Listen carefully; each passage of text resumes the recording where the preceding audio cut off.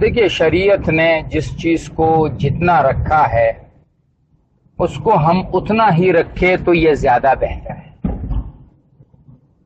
اللہ کے ہاں کوئی کمی نہیں ہے، اس میں کوئی شک نہیں ہے، لیکن کسی چیز کو اپنے عقل سے یا اپنی سوچ سے بڑھانا اور اس کے بارے میں شریعت کا کوئی واضح حکم نہ ہو، یہ شریعت پر ایک اضافے کے زمرے میں آتا ہے۔ آپ علیہ الصلوۃ والسلام سے جو ثابت ہے وہ یہ ہے کہ آپ ہفتے کے دن کبھی پیدل اور کبھی سواری پر قباء جاتے تھے اور 2 رکعت نماز ادا کرتے تھے۔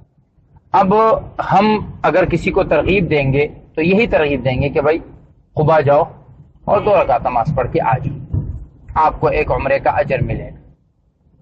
ایک آدمی کہتا ہے میں نے اگر 10 رکعتیں پڑھی تو میں اس کو کہوں کہ آپ کو 5 عمرے کا اجر ملے گا، یہ بات میری طرف سے دین میں زیادتی ہوگی۔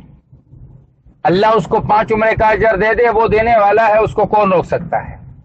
ہم سب تو اس کی اسی رحمت کی امید پہ ہے کہ جس رحمت کے بارے میں اس نے فرمایا کہ رحمتی، میری رحمت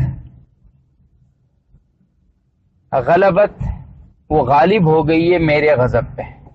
ہم تو رحمت کے امیدوار ہیں، لیکن ہم اپنی طرف سے کوئی ایسا اضافہ نہیں کر سکتے، نہ لوگوں کو وہاں بہت لمبی لمبی نمازیں پڑھنے کی ترغیبیں دیں اور نہ روزانہ جانے کی ترغیبیں دیں کہ آپ روزانہ جاؤ، روزانہ عمرے کا اجر ملے گا۔ بھائی جتنا شریعت نے رکھا ہے اتنا ہی رکھے تو زیادہ بہتر ہے۔